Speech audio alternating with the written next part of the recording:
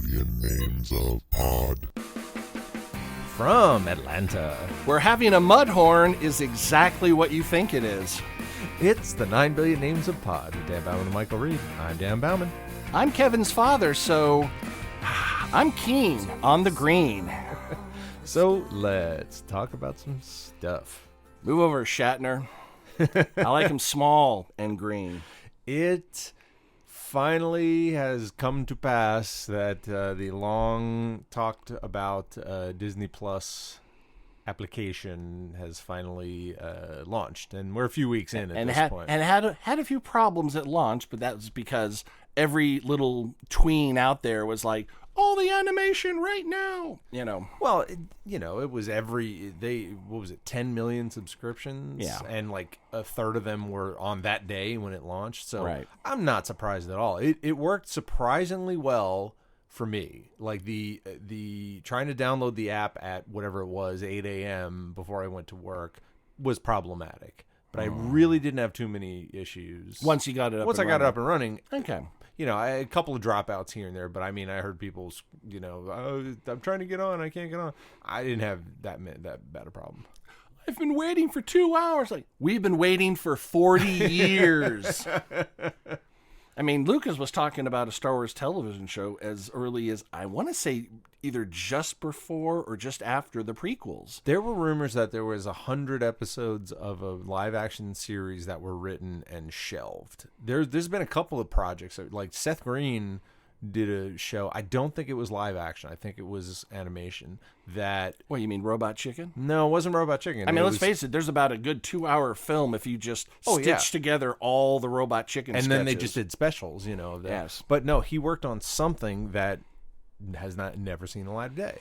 So there's stuff that happened. Basically, a Star Wars television show needed one thing that was missing up until a few years ago.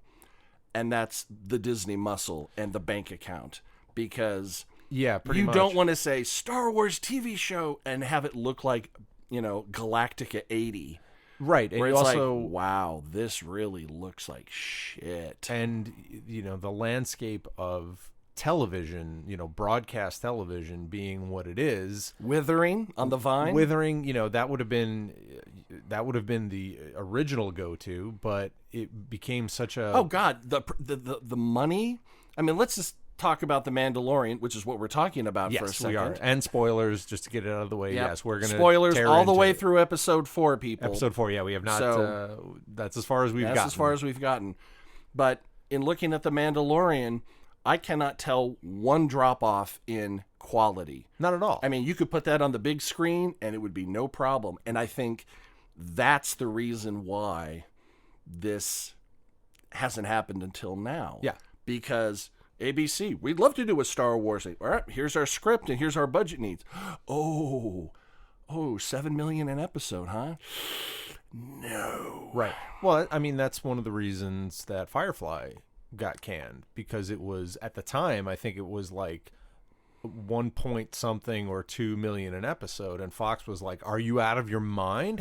There's no way we can... And they hated the show anyway, and it looked good. Why do you have to bring that open wound into this conversation? Trust me, it's still deep and fresh for me, but that's one of the things, And funny enough, Disney now owns Firefly. They do, and Fox, and Fox, because Fox Firefly is a Fox, right. So yay. Hey, listen, if a Firefly reboot of any kind, TV movie, is going to happen, it can happen now. Right. If for the only reason that if Bob Iger says, yeah, let's do it, he can just divert 30 or 40 of the tanker trucks of cash actually, they probably leveraged pretty heavily to get 20th Century, because that was like a multi-billion-dollar deal. Yeah, so maybe they're a little cash poor at the moment, but trust me, just wait till the end of the year. They're doing just fine. Well, they've got $1 billion locked and loaded for when Rise of Skywalker comes out. Of course. In 3 weeks they'll be fine. And of course, Disney, I believe, has had unprecedented sales at the box office. Not 1, 2, 3, 4, 5 of their films released have made over $1 billion this year. Right. And one of them being the highest grossing film Of all time. Of all time. Yeah. So it's not like they just edged in there. That's I why think they're at 2.4 billion for for Avengers Endgame. I think it's a little more than that. I think that's what Avatar was. I think it was 2.4. 2.7, something like that. Something like that, yeah. It's a shit ton of money. It's a more than either of us will see It's together. a ridiculous. Yeah. We won't see the point anything of anything. Yeah. No, I think that record's going to hold for a while. Yeah, Avatar, I still say was A fluke. an anomaly. Like I still don't understand it, and I still don't see how 6 more movies or whatever the fuck Cameron's got loaded. Well, first it's a trilogy, then it's a quadrilogy, then they were shooting 40 movies back to back, and then it's like, hurry up! Right. Some of these people are going to age either out of their characters or age out of existence. Right, and the technology is not enough to keep it fresh and make people want to come back. Hopefully, he wrote the stories are good. Well, that's the thing. What do I always say? You can have all the budget to do all the Right. fancy schmancy tricks you want, but if your script is weak, even the best actors on the planet cannot take a shitty script and raise it to, Oscar caliber art. Yeah, no matter how much money you throw at it, the most of the DC movies, look at it, weak scripts, pretty good, good casting, but and a shit ton of special effects. And, Superman's mustache. right. Well, that's a whole other thing. That's a whole other But it can't save it. So the Right. whole Avatar thing. I always go back to there was such little cultural penetration of that. Giggity. No one cares. Like you see 1 or 2 Na'vi at DragonCon, but if the sequel had come out even within 5 years of the first one, maybe but you're basically almost starting from. You're basically going back to doing the prequels after Jedi was 20 years ago, right. But in this case, there is nowhere near the fan base for Avatar that there is for Star Wars. Yeah, and unless he's doing some other technical wizardry that no one's ever seen before, because that's kind of the only thing that was because it was that kind of 3D. That's what made it. Well, it was a gorgeous film. I still cringe when I hear unobtainium. Yes, Because that's the official name, not the nickname. Right. The official name. Fuck that. and Pandora. You know what? I think he was talking to George Lucas, and he goes, "Why don't you call it unobtainium? You're a naming genius, George." Oh yes, George. After Darth Sidious, I said, "You know there's what? even worse ones than that. Oh no, but- Mon Calamari for the. I'm sorry. That right there is literally the stupidest thing in the world. However, if you want to try to justify it, it's a long time ago, far away. Who knows if it penetrated in some of the vernacular reached Earth? Who knows? Who knows? There's a lot of Yes. yeah. So anyway, back to Disney Plus. Back to Disney Plus and The Mandalorian. For those who don't know, this is not a Boba Fett series. No, it is not. It's not. Boba Fett could show up, maybe. Well, we don't know. It's possible. Right now, spoilers are going to start. Yes. We've seen his ilk now in episode 4. I got to get me one of those. His ilk.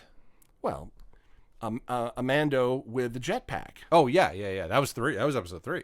Was it 3? Yeah, that was 3. Oh, that was 3. Yeah. That's right. That was the end of 3. And then we go into the A-Team meets, Yes. Seventh Samurai. Exactly. Got it. Exactly. Okay. I was giggling. Well, let me go back to my overall take on this show. Yeah, since the beginning. Let's get the 10,400 light year view on this. So, my taking a step back and looking at it on paper, Yeah. nothing in this show works at all. If you told the fans we're going to do a series about a Mandalorian who's running around with a little puppet Yoda that's all cute and stuff, and that's the show, they would have lost their fucking minds. But somehow, But then tell them what the puppet is, yes. and you have my interest. But I mean, like, BB-8 did well. Jar Jar, colossal failure. Porgs, all right. fair to middling. You know, it all goes back to R2-D2. R2-D2 was adorable and everyone fell in love with it. Right. And tiny bit of comic relief paired Right. with C-3PO. and a cute little visage, and George tried to replicate that in almost every movie. There was always something cute, toyetic that he could pimp out and sell and all that. And the fact that Favreau did not tip this at all. From what I heard, he said there will be no toys made until after the show Yes. premieres. Yes. Smartest thing he ever could have done. Absolutely. Because the reveal, and here we go, we're going super spoilery. Yep. For lack of a better name, Baby Yoda shows up at the end of episode 1. He's 50. He's 50 He's years. 50 years. Yep. So already we're just like, you know, people are like, oh my God, is it Yoda? Like, what did they say in the show? Right. It's not... Yoda is an Yoda's- old Jedi Master. He's 900 at this point. Right. Ish. Well, no, he's dead at this point. Yes, you're right. Yes, he is. He gone. is dead. He's and a gone. Force ghost. Yes. You know, I mean, he may pop up and go, son, hurt. You know, who knows? I don't think it's a son. I don't. No. I would be very disappointed. I mean, if it has to be, you know, do you have a theory as to who the Baby Yoda is? Because we don't know anything about the species. We don't know if it comes from an egg. No. We don't know if it we don't know. We have only ever seen one other, and it was in the background of the Jedi Council in Episode 1. There is a Jedi Master named Yaddle, who is a whatever Yoda species is, and no one has ever... Otherwise known by his underground DJ name, MC Yaddle. MC, yeah. And it's a female. It's actually her name. And How can you tell? it's one of those things. That's the mind-bending thing about Star Wars, is that the fandom has always been so strong that everything has a name and a backstory. None of it's in the films. It just permeated the culture Right. somehow. Right. That everyone knows who that is and what that is. That and, thing I saw for 1 millisecond in the background, way in the back, like, that was an extra who didn't get out of the shot. Right. He's not a character. Right. Stop trying to name everything. In the pod race in Episode 1, there's a shot of a cool-looking female with a big gun, and immediately there was a backstory and a name and and comic books and video games of Aura Singh Because- right away. Because it's not just toyetic, it's... What's the word for it? It's making bucks out of it. Yes. Oh, yeah. It's lucrative for sure. Lucrative. Yeah, and it's We're talking about Yoda's species. Yoda species. The fact that we've only ever seen that, Right. we don't know anything about what the species is, anything at all ever, and it's been, Which is really good yes, because little baby Yoda, which we will from this point forward call Kevin because that is his name. yes, We don't know if Kevin will just, asexually reproduce and have a baby in episode 5 for all we know. Well, we don't know. And the great thing about it is, damn it, Favreau, he fucking nailed this. And he nailed it hard. The whole thing. the whole thing so far is amazing. I keep looking to like, oh, please let this one be written by Favreau. Ooh, this one was written by Favreau. Awesome. Well, again, I'll go back.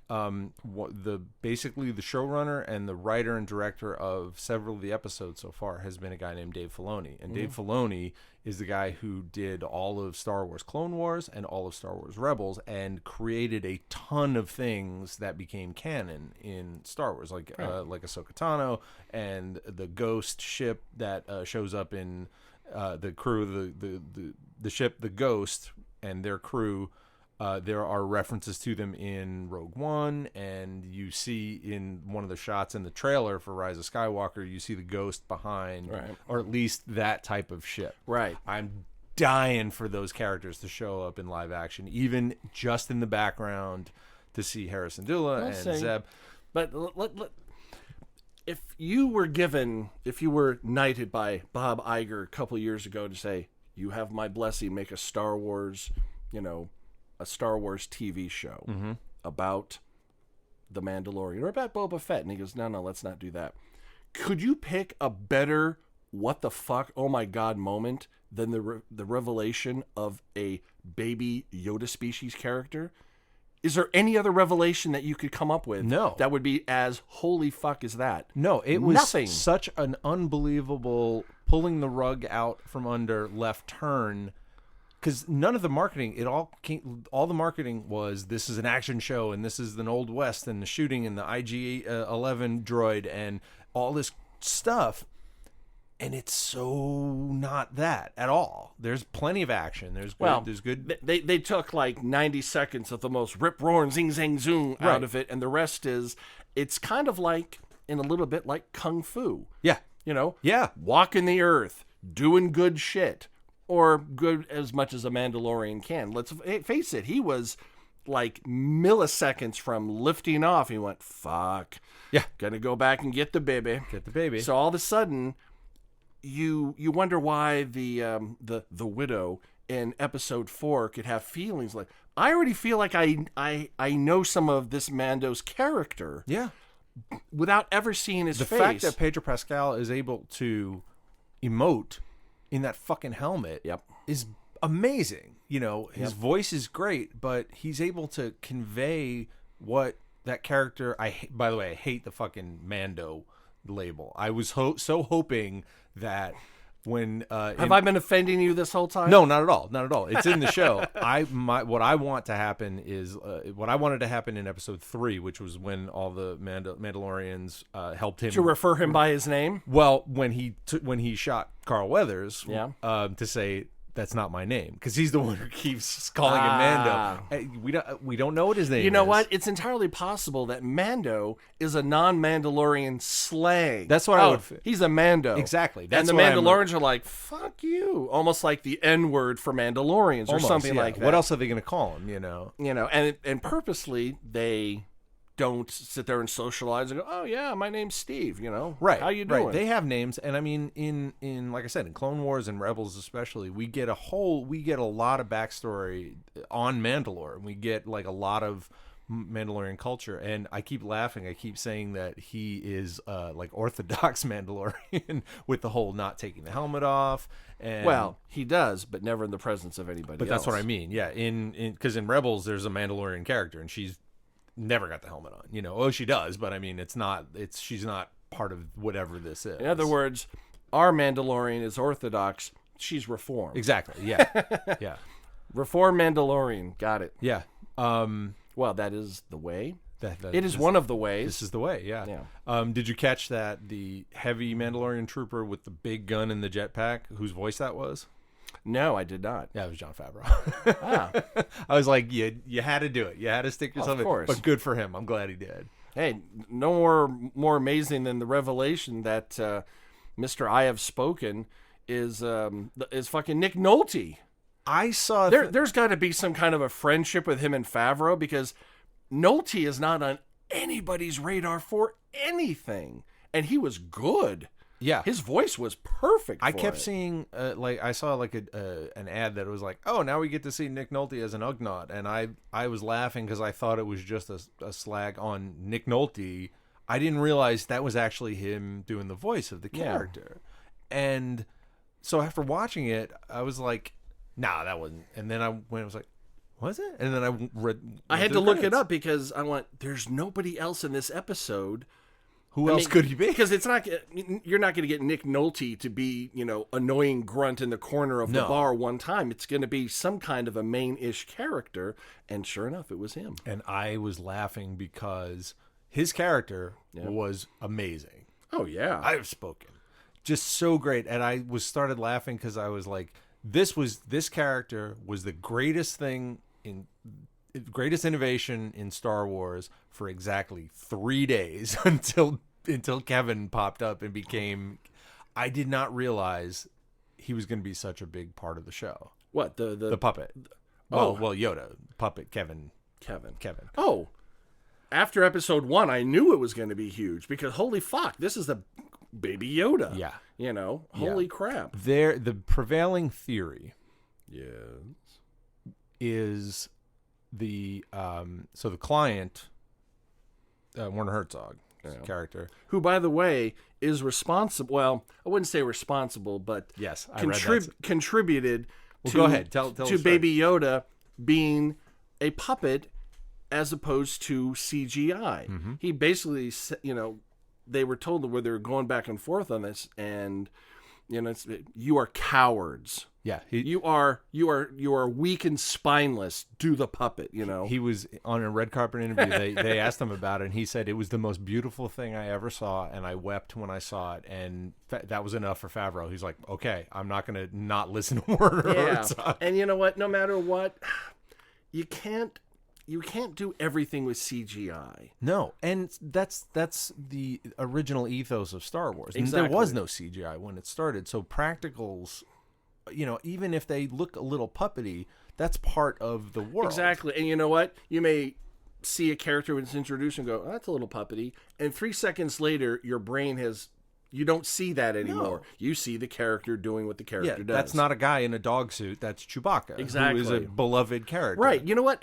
Come to think of it, I have never, ever watched any of the Star Wars movies with Chewbacca and thought for 1 second about that being a human being inside of the suit. It just melds into, that's Chewbacca. Yeah. He's a Wookiee. He's a Wookiee. That's it. Right.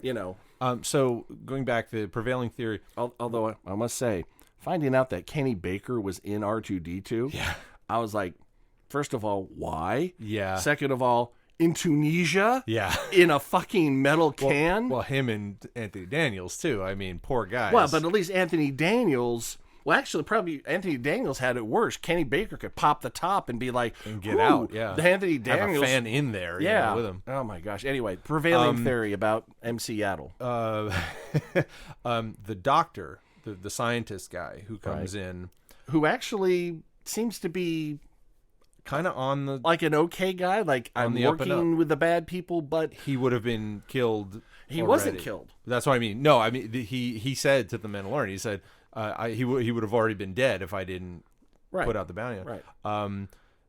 There are shots of the insignia on his suit, which is the Clone Guild. So we don't know if this is a clone of Yoda or they're trying to clone this being to make more of them. Oh, is a possibility. You know what? But again, that don't very much kind of aligns, along with the Empire being a stand-in for Nazis in a way. Right. Some of the weird experiments and shit that Nazis were doing to try to get the upper hand and be whatever. I wouldn't put it past, the Empire, or at this point, the remnants of the Empire, going for anything they possibly can to, reemerge and get the upper hand. And let me tell you, an army of Yoda clones would probably do pretty well. Yeah. Although, quite frankly, if after 50 years they're about 18 inches tall, if that, granted, the Force, held up a mudhorn for a little bit, then slept for 2 days, but still... held up a mudhorn for a bit, even at the ripe young age of 50, not too shabby. Yeah, and remember, Palpatine's the one who commissioned the clone army, basically through a shell corporation. Basically, is what he did. But he was the one who did that. And Palpatine and American billionaires. What do they have in common? Shell corporations. That fucking puppet, man. Oh my gosh! It destroys me every time. And this episode, the beginning of this episode, where he just kept hitting the switch. Don't touch that. And going over. I was like, what? And that's the thing. No speech coming out of the puppet. No words. No nothing. Just little coos every once in a while, and not overdone. Yeah, and. It's just like the whole. You just know that dynamic there. That second episode, there is no dialogue for 11 minutes of a 36-minute show. When he was trying to get his his ship, the Razor Crest, when the Jawas stripped it before he went back to Nick Nolte, 11 minutes, no dialogue. He was taking the cradle back, and he fought the Trandoshans in the valley and all that before the Mudhorn. Oh yeah. Before he even gets back to. So again, on paper, none of this works. We're never going to see the lead actor's face. There's hardly any dialogue. It's astounding that it's work. And I saw an article online today that said nobody is complaining about the Mandalorian, and we're really confused. And I was like, yeah, that's right, because Star Wars fandom has been so fucking toxic lately that no matter what, they hate everything. That's true. Like, everything beyond Empire has so many problems. Yeah. And they do. They do. The prequels are bad. But, I mean, Force Awakens, they were complaining it was too much like Star Wars. And then Last Jedi, they were complaining that it wasn't anything like Star Wars. And it's just become this white noise of nonsense that... What the fanboys need to understand, us included, we cannot teleport you back to 1977 and then show you a new thing. We can't make you make you 8 years old again and then watch the new thing. Because trust me, the 8-year-olds who are watching, Rise of Skywalker, or hell, even the prequels, if you were 8 when you watched them, those are your Star Wars empires. Exactly. And the other ones look kind of corny and outdated, and you're sitting there with your mouth agape going, what? Like, it's who you were and what age you were when you experienced a thing. For the first time. Right. I mean, how many bands have you discovered and taken to your soul past the age of 30?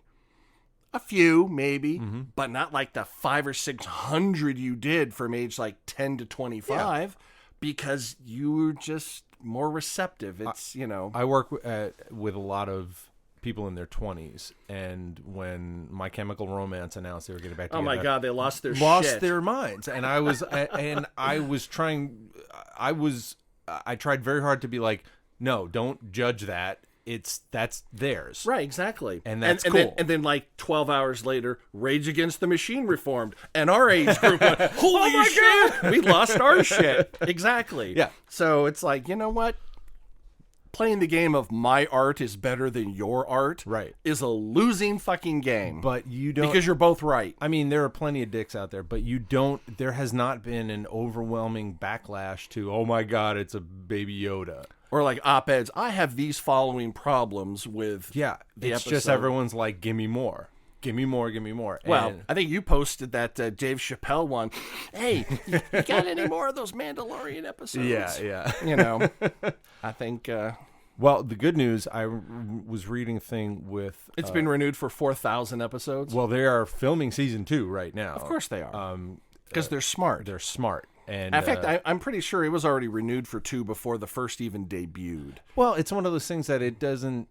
I don't think they have to even renew. It's just Disney is going to just do stuff. That's true. It's like it's coming through their pipeline, so they don't have to do it. So it's not necessarily renewal. It goes until it's canceled. Yeah, and that's how it's going to go. Or until he says, "Okay, I'm done. Let's do a different show." Yeah, and maybe this might be 3 seasons and out. We don't know. Yeah. Well, I'm a firm believer in you tell the story or stories you want to. And even if it's really popular at the end of whatever, if you're done telling the story, don't pad it out. Tell another story. Yeah. I mean, maybe season 4 will be, the Mandalorian goes into another, but don't stretch it out. Yeah, and if because it's popular. And if this Mandalorian's story ends in 2 seasons, so be it. There's other Mandalorians. Well, there's other things. There's a whole universe that they can do stuff with. Exactly. That's why I would much rather have 12 Doctor Who episodes. The new kids show, Baby Yoda Planet. Baby Yoda Planet. Good oh Lord. My God. But Kevin. That's why I would rather have 12 meticulously written Doctor Who episodes as opposed to 26 and with a bunch of filler thrown in, as we always say. And even when we're getting 6 to 8, there's usually one that's a little wobbly. Yeah, of course. So imagine trying to stretch. That's why, I appreciate The Crown and all these other British shows. We're going to do 8. We're going to do 10. We're going to do whatever we're we do. What we need to do. And then we're going to leave. We're not bound by, upfronts to sell advertising and to fill and to get syndication orders. Yeah. We're going to do what we do, and then we're going to stop.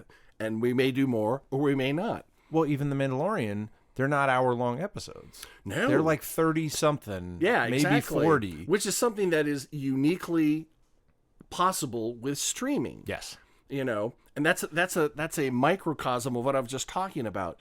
This episode is going to take exactly, 38 minutes to tell. Well, that's too short for an hour, but too long for a half-hour show, so we can't. No. This is what they don't have to do that. They Right, don't there's have. no- There's no breaks for advertising, and some of these streaming shows you can see where they put in places like they're going to try to sell this to broadcast. Yeah. Not with the Mandalorian. No. It goes. It just Of goes. course, they could clumsily edit this and pad it out with B-roll if they wanted to, but I don't think they're going to do that. No. This is Disney. No, they're going to hold on to it tight. If anything, they'll just show it on ABC on Sunday night at some point. And yeah, they'll add it, but I mean, they could just, But it's made for streaming. Yes. It's not. They're not keeping an eye about a syndication package or trying to get it to fit into broadcast standards. And that's one thing that's been talked about a little bit because of a film that has just come out that I just watched last night. Oh, The Irishman? The Irishman. Okay. That's a 3.5-hour film. Right. That's a butt fall asleeper. Oh, yeah. But, De Niro, De Niro, Pacino, Keitel, Joe Pesci, who has not done... Well, Scorsese, too. Well, of course. Well, yeah, it goes without saying. But, I mean, these four have never all been in a film together at the same time. Right. And although I will say that Harvey Keitel's role I didn't even know he was in it. feels like it kind of was tacked in there, like, we'll give that to Just Keitel. up the ante a little bit. And just up the ante. I was not prepared for Pacino he plays Jimmy Hoffa. He turns out to be a major part of the film. I wasn't expecting it to be quite so Hoffa-centric. We're going to take a sidebar on to the Irishman. we will right get now. back. We'll Yeah. get back to Mandalorian. So fast forward a couple minutes if you're not interested. And I watched that. I watched it all last night. Okay. And it's a different kind of Scorsese gangster film. Okay. It's not the frenetic snap, snap, snap, snap that Goodfellas or even a Casino was. Okay. This is more of a slow burn, and of course, the actors and the characters they play are older. Obviously. I mean, I looked at the ages. The median age of all the actors, and the leads is about 75. Oh, wow. Yeah. Yeah. They're getting up there. And like Pacino, I think is 79. Wow. And he does, Pesci is not looking good, man. Really? He's not looking good, but I'm glad he was in the show because it made sense. Right. And it's more of a slow burn than a rip-roaring, crackling gangster film. Well, it would have to be. Well, it doesn't necessarily have to be, but, if you're dealing with guys doing gangstery shit in their anywhere from their 50s to their 70s, because it goes back and forth through time, and they de-age some of the characters. And I was looking, it did pretty well because it was very minor. They didn't go crazy where, like, their faces looked like plastic. Well, that was always the problem with old age makeup. With the exception of Dustin Hoffman and Little Big Man, it always looks like they're just cramming on, and then you see side-by-sides of actual actors who, this is what they look like when they were 25 and this is what they look like when they're 50, and they don't look that right, different. Exactly. They definitely did a touch-up on De Niro in his old age. Okay. I won't make comments about any other characters because it might give things away for the film.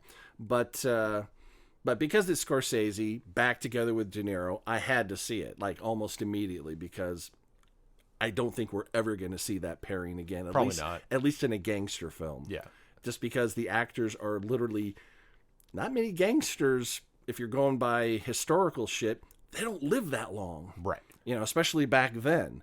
So, it's basically the story of The Irishman, which is Robert De Niro, a guy that started off as a Teamster and then ended up being like best pals with Jimmy Hoffa, and what all happened with Hoffa going to jail, coming out, trying to get his union back, all the things he did, how the mob funded Las Vegas, Right. which they explored very nicely in Casino. Yes. Which, in my opinion, I don't want to say it's better than Goodfellas, but it's the one I return to more often than Goodfellas. Goodfellas is a masterpiece.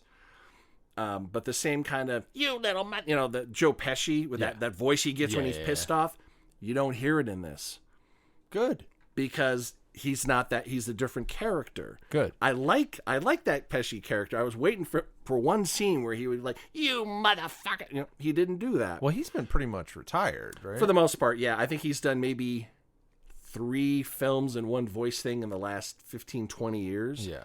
So, yeah, he pretty much was like Casino and almost pieced out. Yeah. Which, fine. You know, there's, like I've always said, you know, just because you do something that you're successful at doesn't mean you have to do it until you die. You don't have to die on set. Right. You know, you can be Jack Nicholson and go, I think I'm going to go out with one last really stupid paycheck film and then theoretically retire, but, you know, he hasn't officially said he's retired, but, you know, you keep hearing he's going to come back in something. He's waiting for the right script. I'm like, well, Jack, you know, chop, chop. Yeah. But anyway, Irishman, good film. Probably wouldn't buy the Blu-ray. I may want to watch it one more time. I'll rent it, but I don't think that's an owner. Well, it's on Netflix, so I mean. Well, eventually it all comes out on, you know, for films that I like. I always get the Blu-ray because of all the supplementals. Agreed. Yeah. You know, you don't have to. Oh, the internet's down. Well, fuck, can't watch anything. You know. Yeah. And the thing is that of at least new films that come out every year, I probably see through Netflix or in the theaters, you know, a good many of them. Maybe one gets a buy from me. Yeah. You know, because I'm glad I saw it, and I will not be seeing it again. And Irishman is almost there, but we'll have to see. Okay. So definitely check it out. I recommend it. It doesn't have any Baby Yodas. No. But it does have people getting shot. You know, I know, shocking spoiler. Martin Scorsese gangster film has some people getting shot. What? Yeah, I know. Anyway, so back to the Tales of MC Yaddle. Well, I have a feeling it's gonna the action is gonna start ramping up more. Well, because the fobs are active, man. The fobs are active, so You know. they're gonna be coming for him. Exactly. But I know for a fact there are some characters we haven't seen yet. I know Giancarlo Esposito has a character in it. God, he's in everything. He's in everything. He is currently in The Godfather of Harlem. Yeah, I've heard good things Forrest about that. Whitaker. As well. I've seen every episode. Great, and he is so not Gus Fring in that. He's like the opposite of Gus Fring. Okay. He's a mouthy, boozing, womanizing preacher congressman who just, you know, he has his toe into the underworld, but he has no idea what he's fucking with. Got it. And shit, it's good. And you get oh gosh, what is his name? He played Paul Sorvino. Oh, okay. Paul I Sorvino's haven't seen him in a while. Speaking of gangsters, exactly. I mean, he's like the ultimate gangster guy. I mean, talk about Goodfellas. Yeah. You know, now I got to turn my back on you. And he's in there as an elder statesman of the mob, kind of like a guy that's retired, but still, he's one of the rare dons that retired as opposed to being taken out. Mm-hmm. And he kind of like keeps the peace between the families. And in Harlem, which is where Bumpy Johnson, Forrest Whitaker's character, is at. And it's a good show, you know. Malcolm X is a character, like a major character, because Bumpy and Malcolm knew each other way back before, you know, back in the roaring, you know, before he was Malcolm X. Well, before he like in their, I would say their very early 20s. Okay. You know, back at the Cotton Club when it's jazz and booze and women and stuff like that. Right. We don't get to go back there. They don't take us back there, but they talk about it. And you're looking at Malcolm X going, I can't imagine him in a zoot suit, you know, but they talk about it. Right. And Monsignor Esposito is amazing in it. Well, I've seen him in a number of things, and the guy never disappoints. Never. And thank God for Gus Fring, because that's what made people go, oh, this guy's good.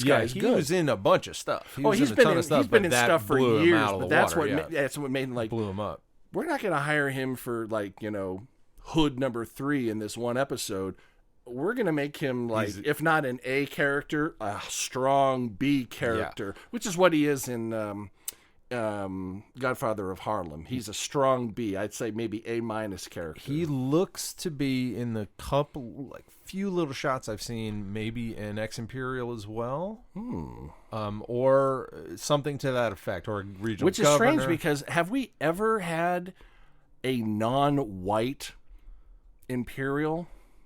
I think they've all, it's all been kind of, Thinking back to the movies, Nazi- I don't think so. Yeah, it's all been kind of like, white Puritan, Nazi, Imperial. With bad English accents. Yeah. Or in the case of Carrie Fisher, English accents that just disappear. Yeah, they sort of justify that, but No. the high speak and all that nonsense. But, No. And I know we're getting Ming-Na Wen, I guess. I probably around episode 6. I don't know when, but I don't know. Yeah, we don't know yet because we're in episode 4. What? I'm making a Wen joke. We don't know yes. when we're gonna get Ming-Na Wen, but I got it right.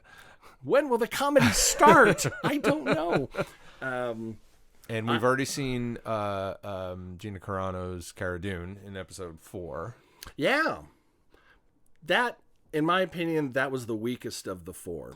Yes, Because it hewed far too closely to standard tropes.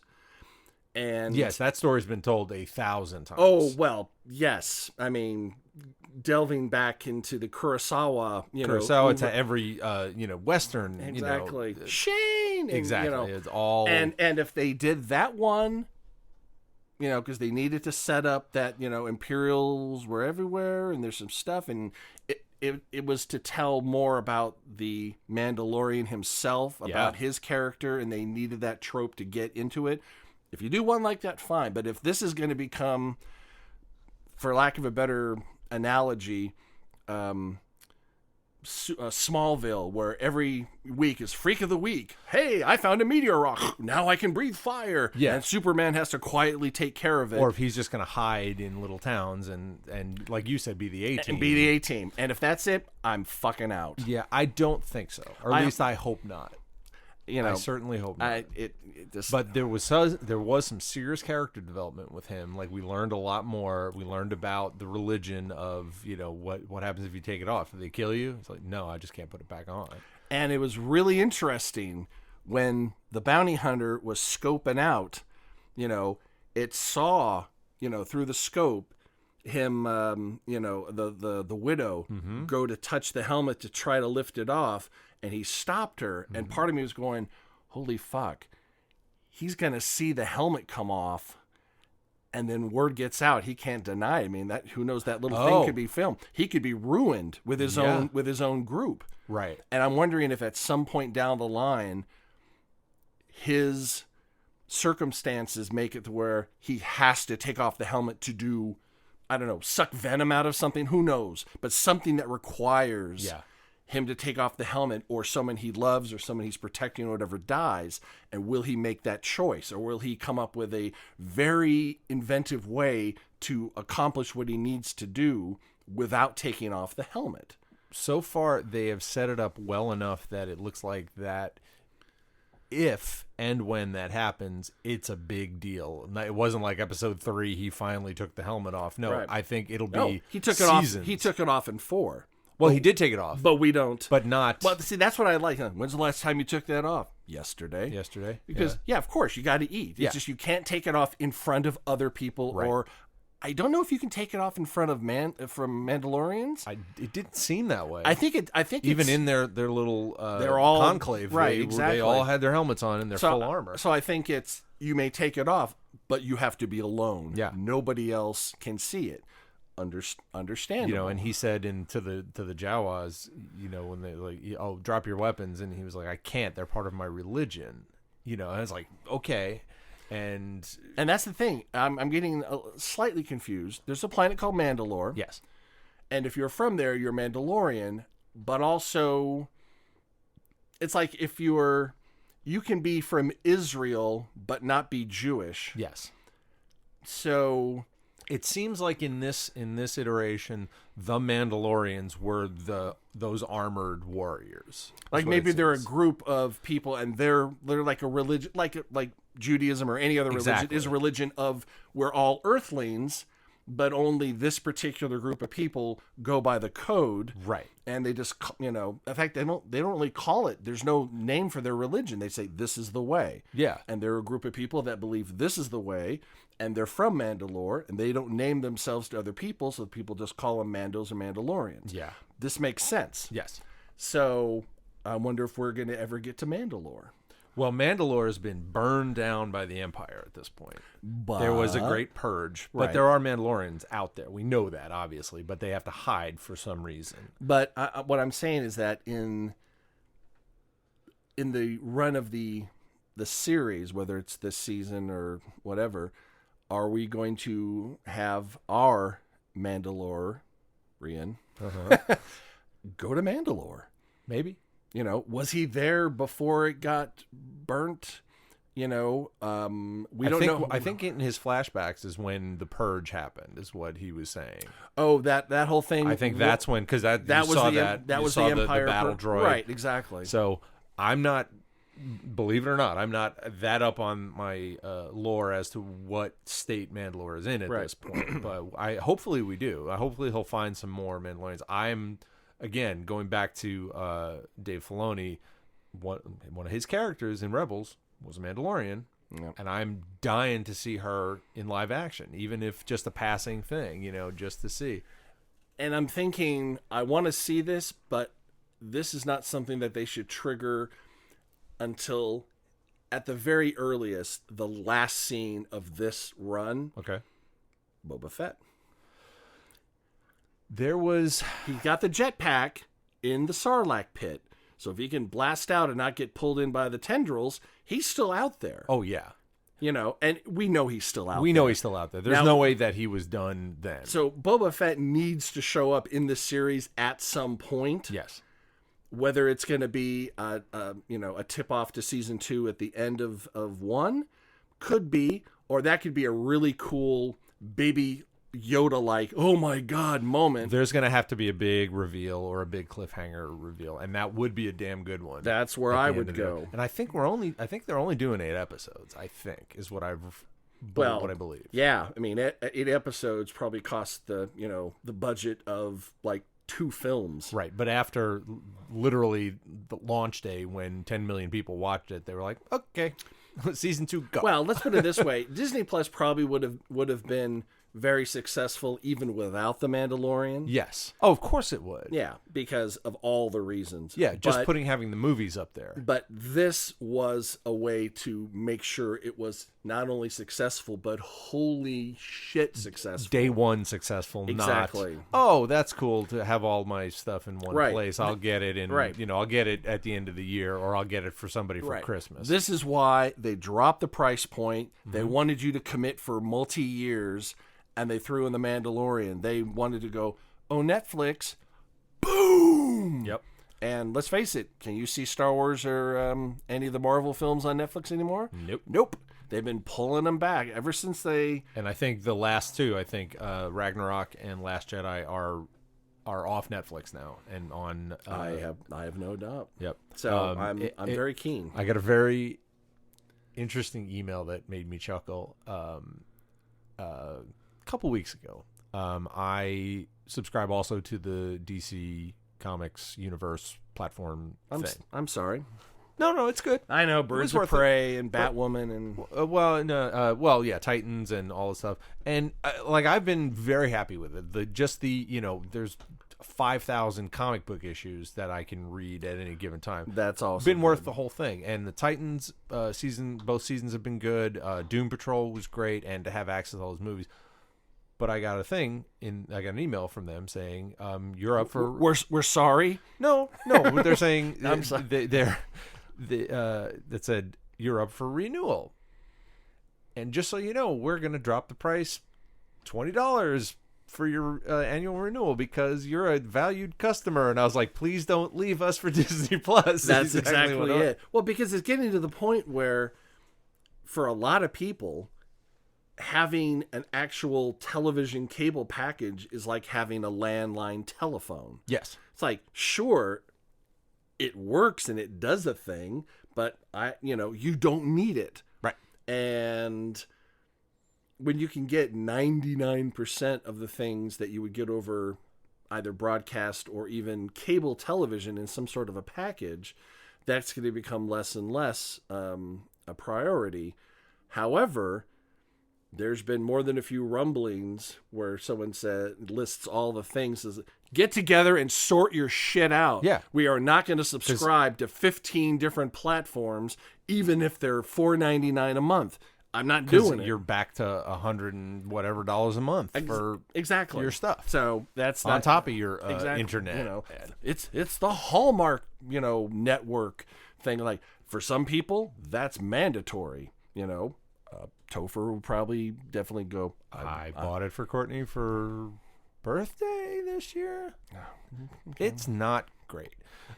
Just the interface for it is not great because it's not Disney or Netflix or Right. whatever. But I mean, we have At least theirs didn't crash. Like, yes, all three people signing in when it launched. But I mean, didn't crash. Netflix, Hulu, Disney Plus, Voodoo. And someone did a thing like Biz Bang, Ving Vang, Voo, and I only made up one of those names. And you're like, oh man. Yeah. Paramount and NBC and everybody's got their fucking service. And now. basically, it's going to start balkanizing television to where you're just gonna have to go back to picking and choosing, is what it is. I guess so. Prioritizing. I mean, you know, I'm still keeping with my cable package only because I'm a news junkie, and That makes sense. that makes sense. And plus, in my particular situation, I have other people subsidizing it Well, yes, because they want stuff as well. same. Yeah. Because of my living situation as well, we just have the cable in the house. Right. So I wouldn't have it if it wasn't already there. If you moved into a brand new house with just you and Courtney, you'd go, no cable probably. Yeah, don't care, don't want it. And that's the way I feel about a lot of these, you know, streaming shows. If something bubbles up and it's really important, like, all right, it'll eventually be available on some other, you know, platform or format. Once it's released into the universe, it's always findable. Yeah, findable, but I'd like to find things legally. Well, if at all possible. No, but I mean, there's always a way to get it. You can buy seasons of things, right, without having to, you know, subscribe. Exactly, or I'm not above borrowing someone's, you know, HBO Go, you know, login to be able to watch something. Yeah, or Netflix, or, you know, well, I've got Netflix, but, you know. Well, another thing that I found was that they've done that has been really cool. So episode 3. We're back on the Mandalorian. Back on the Mandalorian. Episode. Did we get diverted from the Mandalorian like we've done 5 times already? Yes, just a little bit. Okay. The episode where he breaks Kevin out of the place and all the Mandalorians. There's a lot more stormtroopers in that, and that's a complex. Yeah. There's a lot going on there. I thought it was just like a storefront and like a little room or something where the last remnants of the Empire were kind of hiding out. No, that was a full-on complex with a lot of goddamn stormtroopers. Yep. And I still want to know, who is Werner Herzog's character? Don't know yet. Because I want more of him. Yes. Because he just sounds perfectly Empire evil. Right. I mean, he's like they could have put him in instead of Peter Cushing as Grand Moff Tarkin, and it would have been perfect. Well, he's an Imperial, ex-Imperial, or Imperial sympathizer. Well, that's the thing. Yes, the Death Star has blown up, but for the second time. And he said, you know what? I'm going to stay on a planet. But I mean, the Empire, the remnants are still there. There are still stormtroopers, and there are still Star Destroyers. They didn't wipe out everything. Right, just because your command center and We've learned from any alien invasion film, just because you blow up DC doesn't mean that everything stops and you haven't won yet. Right. It's just now we a bunch of teenagers from Red Dawn come on and take on the entire Soviet. I'm sorry. But now we morph into what we're going to see here is how it becomes the First Order, is what it is, and how that faction becomes a thing. And where are they what's their tax base? Because they're sucking up star energy and building out entire planets. Yeah. I mean, it would take 1 trillion people 1 trillion years. Well, they just have to hollow out that fucking They planet. basically have to clamp down back on, get hold of trade. Trade and everything. Trade. But that episode was directed by a director named Deborah Chow, who the first female Star Wars director. Oh, nice. Yes. Oh, really? There's been no females on anything? Not directing anything. Wow. Or at least live action stuff. Well, good. I'm just glad that Favreau didn't try to direct, write, produce, create the whole thing. He's like... But the great thing about her is the same day or the day after, it was announced that she will be helming the Obi-Wan Kenobi series for Disney+. Oh, nice. So I was like, yes, finally. And then episode 4... Granted, the little week was directed by Bryce Dallas Howard. I did see that. I went, really? Yeah. I wonder if Ron Howard's good with people at Disney. Like, oh yeah, he's fine. Yeah, he did a movie for them. Yeah, he did okay. He's doing okay. So, well, yeah. Now that Disney owns Fox, I'm assuming it also owns Arrested Development. Maybe they can whip that reboot back into shape because, you know. Yeah, it was a little wobbly. I mean, I'll still watch anything they put the Arrested Development name on, but the first 3 are the classics. Yes, and then it's just kind of diminishing returns after that. The fact that they even got together to do 2 more series just amazed me that even was able to happen. Right. So, but that's the age we're living in, where things don't die. You can bring them back, and God, maybe Bob Iger can finally pull the trigger on a proper Alien Ripley finale. I want the Neil Blomkamp. I want that film so badly. I want to forget Alien 3 or Alien Resurrection even existed. Or actually, Resurrection can still exist because it's so far out and it's a clone of Ripley. Yeah. So it can be its own crappy movie way out there in the future. I just want them, getting off of LV 420 and the blow up, and then kill the queen, and then they go into hyperspeed, and then the new one starts with them waking up out of hypersleep, and like, oh my God, it's been how long? And they're all older and stuff like that. That's what I want. Yeah, that would be, and that's what needs to happen. But I think a certain Ridley Scott is like, no, I want to keep churning out these crappy. Kind of interesting-ish. Yeah, but prequel movies but really unsatisfying. Yeah. Like Alien Covenant would be a great episode of the Alien, like a TV show. Yeah. Quality. Go down the planets and things happen. Whoa, revelations, wonderful. But as far as a tentpole of the Alien film franchise, you're like, Yeah. It's like he went, oh, well, we were trying to make Prometheus not an alien film, but kind of alien. Oh, you didn't like that? All right, we'll go the other way. And then, the collect. I think there was just a collective, at the end of those movies, because it's like, oh, so that's what happened. Who cares? Yeah, exactly. No one's having a Baby Yoda screaming moment. Exactly. Like, baby Like, alien. oh my God. Yeah, exactly. Little baby alien. Have we seen a baby alien? Well, yeah, there was those nasty snake things, and no. No. It's the when they burst out of the chest, they're little yes, little but pink, I mean, after they come out of the chest, have we ever seen? Well, I'm sure that was the entire first film. Yep. But it grew so quickly. Yes.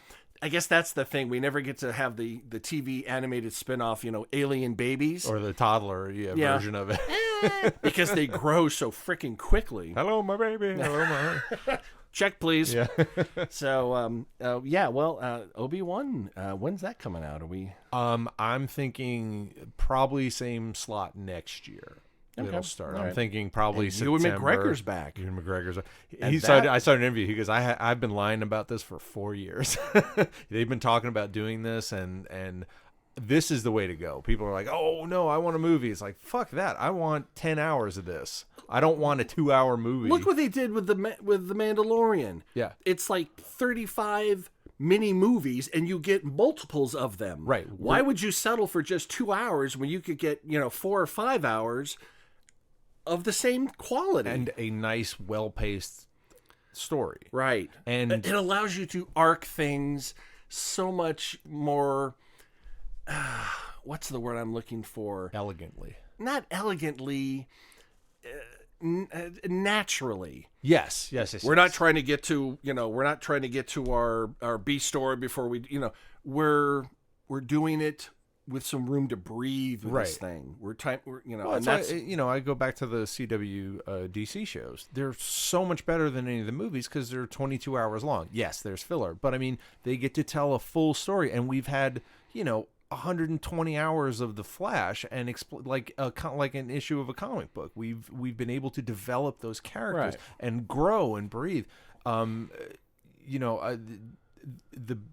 The thing I'm really looking forward to is with because of the Mandalorian, they've already done one, so this is like the second one. So they've even learned how to do it even better. Right. I think. Exactly. This worked. Okay, this worked. Didn't This work didn't. quite as well. So the Obi-Wan's going to be slick and shiny and awesome. I still don't understand. In this episode, Obi has some blue milk, and then he goes back to his hut. No. Episode 2. Fucked with some Jawas and killed a. But can you imagine? I mean, we're gonna see Owen and Beru. We're gonna see little baby Luke. Yeah, Owen and Beru. Are they going to be really old, really young? Like the age was not right when Luke was handed off. No, it wasn't. They did not. I mean, unless Tatooine ages you like moisture 40, farming is hard, I man. mean, yeah, they were teenagers when they were given the baby, and Luke's only supposed to be like 16. You're right. He's 16. 16 years later, they look like they're in their like early 60s, and I'm like, what is going on that planet? It's George. It's George. It's George. It is. But we'll get to see some. You know what I have to say about that? What? No. Huh? I think he was trying to have his Frankenstein moment. He was exactly, and he failed. And no, he got it wrong. Well, yeah, because you say no when you're told about Padme before. That was my re-edit of how to fix it. Yeah. And then when he comes up, he is badass from the very beginning. When that helmet's on, he is Vader. Exactly. And he's done. There's no emotion. Right. There's no Padme. When he's sitting there smoking and, what happened to Padme? That's when you have your no moment. Yeah. And then you have the birth of, he started off life as a whiny little bitch. Yeah. Oh, sorry. Keep going down these. It's okay. Oh, George, and that's a story thing. See, I'm not. Right. I'm not quibbling about crappy names or poor edits. This is just bad writing. The bad man can't hurt you anymore. But then there's a part of me that goes, why don't they have him as just a consultant on it? Supposedly they approached him on Rise of Skywalker. Like JJ like Kathleen and JJ sat down and said, "Okay, we want to get your take on this." He's been not prickly, overly vocal about not liking the new ones, but he hasn't been too overbearing. He hasn't been all Alan Moore about the whole thing, Could you be more Alan Moore than Alan Moore? But no. I mean, but they did at least go to him. Sidebar, Your Honor. Yes. Alan Moore has nothing to complain about the new Watchmen series. Yeah, it's been good. I'm fucking amazing. I'm behind. I think I'm about 2 behind, but I went in going, oh yeah, I don't know about this. And even after the first episode, I'm like, I'm not so sure. By 2, I was like, oh, I'm fucking in. And now I'm like, I'm in forever. Yeah, it's been that. The last episode I watched was the Looking Glass episode with Tim Blake Nelson. So I'm you got the backstory? And I was like, this is brilliant. And I've always liked Tim Blake Nelson since Oh Brother We're Out There. I think he's a brilliant actor. And that backstory, and honestly, again, sidebar, Your Honor, this whole series is kind of a fuck you to Zack Snyder because this is, I mean, the fact that they showed the goddamn squid. Right. This is the sequel to the graphic novel, to the comics, and completely eliminates it just eliminates the film. Yeah. The film retconned the comic, and this reestablishes right. it. This basically, Zack Snyder's whole thing. Well, the big squid wouldn't work, and we got it on fucking TV. It's like, guess what? It worked. It worked. Now, I personally, I think that the nuclear thing was perfectly fine. It was, but it wasn't fine. It wasn't what the author intended, and if you can have the same thing by hewing to the original material, why wouldn't you? Yeah, it was irrelevant to change. I wonder how big of a fight there was, in production. Like, nuclear squid, like that, and nuclear won. Yes, it got the same result theoretically. It got the same result. So. I'm just absolutely fascinated with what's going on with Jeremy Irons. Like I said, I'm behind, but yes, for people who haven't been watching, I don't want to give away, but spoilers. He is who you think he is. Yeah. He is exactly who you think he is, and he is not where you think he is. No. At first, I'm going, that's a little weird. Oh, hold it. That's not possible. Oh, he's remember, anything's possible at this point. Yes, it is. So, all right. It gets more. We'll get to that. We'll do a show on when that wraps up. And we'll talk about that because that's coming. I think there's only a couple more of those left. Too. Yeah, I want to say that's an 8, maybe a 10, at the most. And we're at what, 6? We're at 6 now. Okay, and of course, it would have to be because they're not going to continue. They know how to pace. When to start shows, they're not going to have it be, off for 2 weeks for Christmas and then come back in January. They're going to wrap this shit up before the holidays. Right. Not very many things are going to continue on past that are not regular broadcast shit that just goes on hiatus. Yep. So they're going to wrap it up by I'd say by the 20th at the latest. I can't remember where the days fall, but yeah, that's fine. Again, give me a complete story beginning to end. Well, I mean, at least get it to a point. Get it to a stopping point. Get it to a good stopping point, and we'll see. Because there's going to be a cliffhanger of epic. Here's what I think: if they really want to fuck with people, just throwing it out there. What could happen in the the last scene? Oh, I know what you think. You think Dr. Manhattan's yeah, that's it. Up. I don't think they're going to do it though. I think they're going to tease that out, and we may never see him. Yeah. I don't know if they've made that decision yet. Because remember, in the show, he hasn't been there for 35 years. Yeah, once the whole thing went down, I have a feeling he's the one who had to help with Jeremy Irons to get him where he is. Yeah, well, and to make that weird thing that he's in. Yeah, exactly.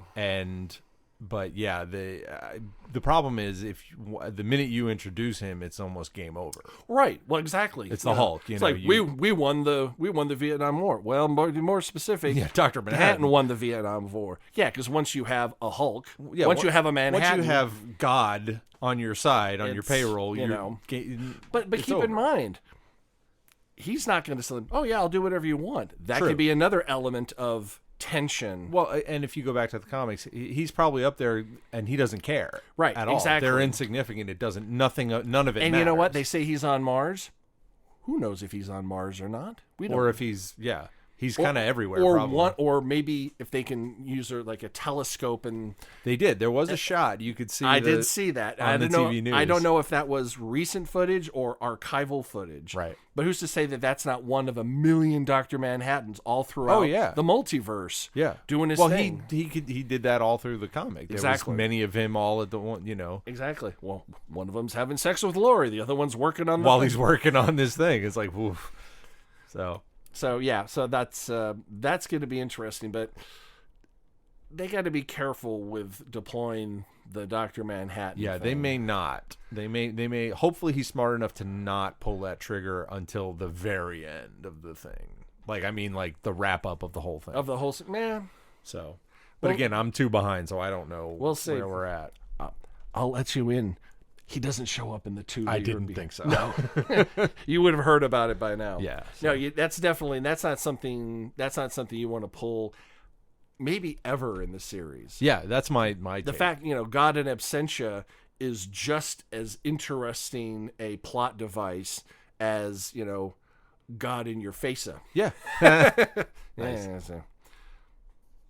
Now, what I would like to see though is a spin-off that is where the main character is Dr. Manhattan. Okay. It's a sitcom. Oh no. Oh God. And it's called Medication Time.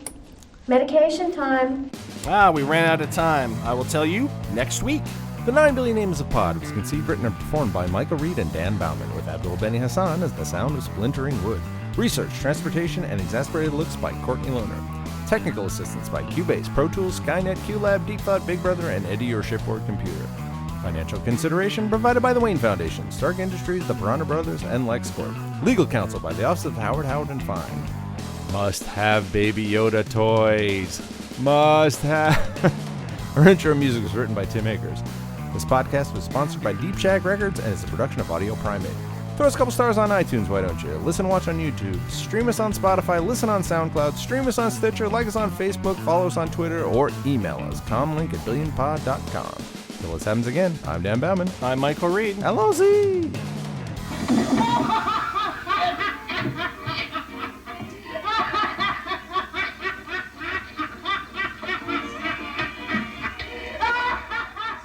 Audio Primate.